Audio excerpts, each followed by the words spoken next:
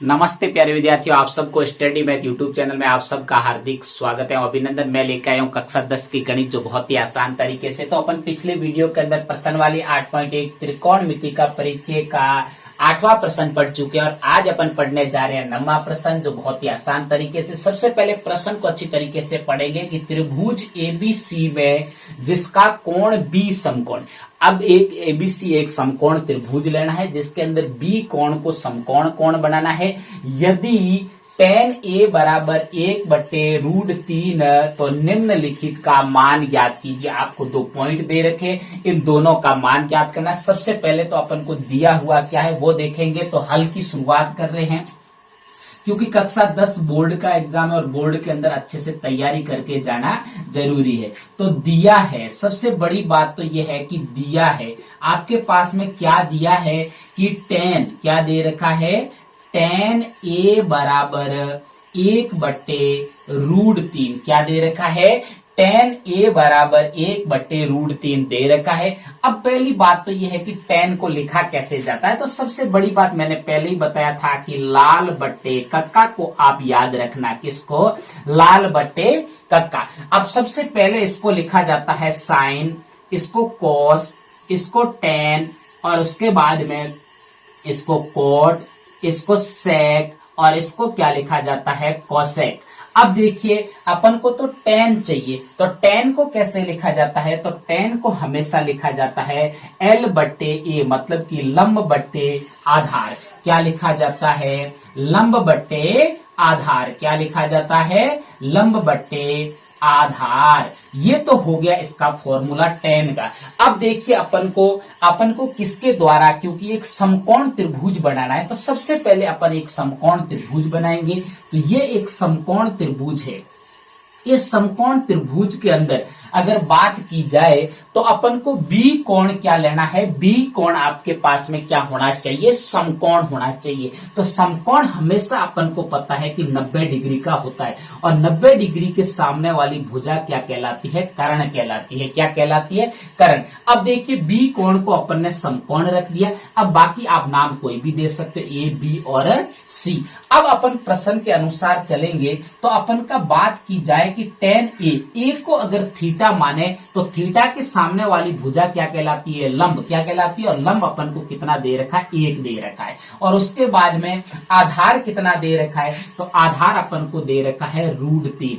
और उसके बाद में कर्ण ज्ञात है और कर्ण अपन को क्या करना है, ज्ञात करना है। तो कर्ण ज्ञात करने के लिए जब भी त्रिभुज की तीसरी भुजा ज्ञात करते हैं तो हमेशा पाइथागोरस प्रमेय को काम में लिया जाता है। किसको काम में लिया जाता है, पाइथागोरस प्रमेय को। तो चलिए आइए त्रिभुज एबीसी, त्रिभुज एबीसी में, त्रिभुज एबीसी में पाइथागोरस प्रमेय द्वारा, किसको, पाइथागोरस प्रमेय द्वारा, पाइथागोरस प्रमेय द्वारा। अब पाइथागोरस प्रमेय द्वारा अगर बात की जाए तो अपन को इसका जो फॉर्मूला है वो अब अपन को याद हो गया है कि अपन ने बहुत सारे प्रश्न किए हैं कि कर्ण स्क्वायर बराबर होता है लंब स्क्वायर प्लस आधार स्क्वायर। क्या होता है, कर्ण स्क्वायर बराबर लंब स्क्वायर प्लस आधार स्क्वायर। अब देखिए अपन को तो क्या चाहिए, इसके अंदर कर्ण चाहिए। क्या चाहिए, कर्ण चाहिए। तो अपन को कर्ण चाहिए तो आप इसका दोनों तरफ वर्गमूल करेंगे तो इसका फॉर्मूला बनेगा कर्ण बराबर √ लंब स्क्वायर। क्या बनेगा, √ लंब स्क्वायर प्लस आधार स्क्वायर। क्या बनेगा, आधार स्क्वायर। अब अपन को फॉर्मूले के अंदर मान रखना आना चाहिए, ये सबसे बड़ी बात होती है। तो चलिए आइए मान रखते हैं कि कर्ण बराबर होता है √ लंब का मान कितना है, लंब आपके पास में दे रखा है। तो लंब कितना दे रखा है, 1 दे रखा है। तो लंब 1 का स्क्वायर प्लस आधार कितना दे रखा है, आधार 3 दे रखा है। तो √3 का स्क्वायर, √3 दे रखा है तो √3 का स्क्वायर। अब देखिए कर्ण बराबर अपन को क्या चाहिए, कर्ण बराबर √1 का स्क्वायर 1 होता है प्लस √3 का जब स्क्वायर करेंगे तो कितना आएगा, 3 आएगा। कितना आएगा, 3। अब देखिए कर्ण बराबर क्या आएगा, कर्ण बराबर जब 1 और 3 कितने होते हैं 4, और कर्ण बराबर जब रूट 4 को रूट से बाहर निकालेंगे तो कितना आएगा 2। तो अपन के पास में कर्ण का मान कितना आया है 2, कितना आया है 2। तो ये कर्ण अपन को 2 प्राप्त हो गया है। अब तो अपन बिल्कुल आसानी से इन प्रश्नों को हल कर सकते हैं। तो प्रश्न क्या दे रखा है पहला, जिसको अपन को सोल्व करना है, क्योंकि अब त्रिभुज की तीनों भुजाएं अपने पास में प्राप्त हो गई है। अब देखो क्या है कि साइन ए गुणा, इसके दोनों के बीच में गुणा का चिन्ह है, sign A cos C plus cos A sign सी का मान ज्ञात करना है। तो अपन बिल्कुल आसान तरीके से ज्ञात कर सकते हैं, बराबर। तो साइन को कैसे लिखा जाता है, मैं वापस लिखता हूं कि लाल बट्टा क्या होता है कक्का। लाल बट्टा कक्का की बात की जाए तो ये साइन, इसको याद रखो फॉर्मूले को, कोस, टेन, फिर कोट, फिर सेक और फिर कोसेक, ये अपन को याद रखना है, लाल बट्टा कक्का को नहीं भूलना है। तो साइन का फॉर्मूला है, साइन को लिखा जाता है लंब बट्टे कर्ण। क्या लिखा जाता है, लंब बट्टे कर्ण। क्या लिखा जाता है, लंब बट्टे कर्ण, फिर गुणा। उसके बाद में कॉस को कैसे लिखा जाता है, कॉस को आधार बट्टे कर्ण। तो अपन लिखेंगे आधार बट्टे कर्ण। क्या लिखेंगे, आधार बट्टे कर्ण। अब देखिए उसके बाद में प्लस का चिन्ह है, तो अपन प्लस का चिन्ह लगाएंगे। कॉस को कैसे लिखा जाता है, आधार बट्टे कर्ण। तो अपन इसको भी लिखेंगे आधार बट्टे कर्ण। क्या लिखेंगे, आधार बट्टे कर्ण। फिर गुणा का चिन्ह, साइन को लिखा जाता है लंब बट्टे कर्ण। कैसे लिखा जाता है, लंब, एल का मतलब होता है लंब, के का मतलब होता है कर्ण। तो लंब बट्टे कर्ण क्या होता है, लंब बट्टे कर्ण। अब देखिए उसके बाद में अब अपन को तो मान रखना है, इसी त्रिभुज, जो समकोण त्रिभुज अपने पास में दे रखा है उसी को देख के रखना है। लेकिन अपन को यहाँ पे बात ये याद रखनी है कि थीटा का विशेष ध्यान रखना है। जो बच्चा थीटा का विशेष ध्यान नहीं रखेगा तो उसको गलत हो जाएगा। तो इसमें साइन को ए थीटा मानना है। ए थीटा मानेंगे तो लंब कौन सा होगा, 1। क्या होगा, 1 बट्टे कर्ण। तो 2 है अपने पास में, कितना है 2। फिर गुणा, उसके बाद में आधार। अब कॉस के अंदर सी को थीटा माना तो थीटा के सामने वाली भुजा क्या कहलाती है, लंब। तो लंब किसको थीटा मानेंगे, तो लंब ये हो गया। तो आधार ये है, तो आधार 1 बट्टे कर्ण कितना है 2। फिर प्लस का चिन्ह, उसके बाद में कॉस ए को कॉस में ए को क्या मानना है, थीटा मानना है। तो ए को थीटा मानेंगे तो कॉस को कैसे लिखा, तो सामने वाली भुजा क्या कहलाती है, लंब कहलाती है। और उसके बाद में आधार, तो आधार अपने पास में कितना है, आधार अपने पास में √3। कितना है, √3 बटे में कर्ण अपने पास में कितना है 2। फिर गुणा, उसके बाद में लंब कितना है, साइन सी। अब देखो साइन के फॉर्मूले में सी को थीटा मानेंगे तो सामने वाली भुजा लंब, और लंब कितनी है √3। कितना है, √3। ये विशेष आपको ध्यान रखना है, बिल्कुल क्रम से चलना है। जो बच्चा गणित के अंदर क्रम से चलता है वही आगे बढ़ता है। और बटे में कर्ण तो अपने पास में दे रखा है, कितना दे रखा है, 2 दे रखा है। अब देखो इसको सरल करना है, अपन ने फॉर्मूलों के अंदर मान रख दिया है। अब तो इसको सरल करना है, गुणा करना अपन को आता है, संख्या कटती नहीं। 1 का 1 से गुना करेंगे तो कितना है 1, और बटे में 2 का 2 से गुना करेंगे तो 4।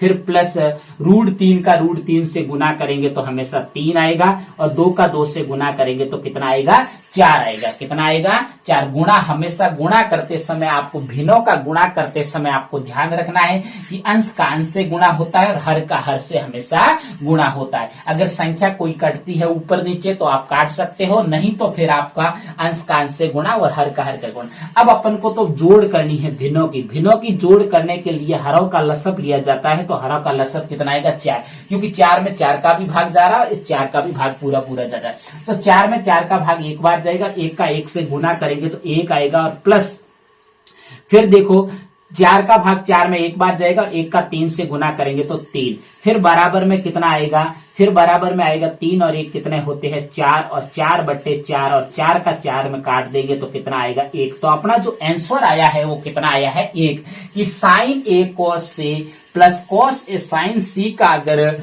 पूरा मान ज्ञात करना हो तो आपका इसका आंसर आएगा वो कितना आएगा 1।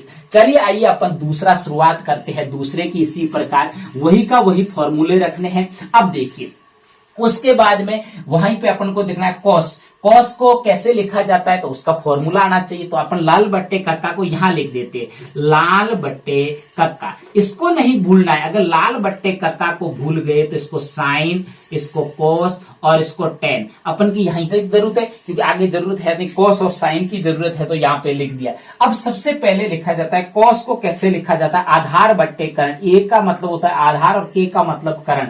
तो कॉस को कैसे लिखा जाता है, आधार बट्टे करण। कैसे लिखा जाता है, आधार बट्टे करण गुणा, फिर कॉस को वापस वही का वही, कॉस का फॉर्मूला वही है, आधार बट्टे करण।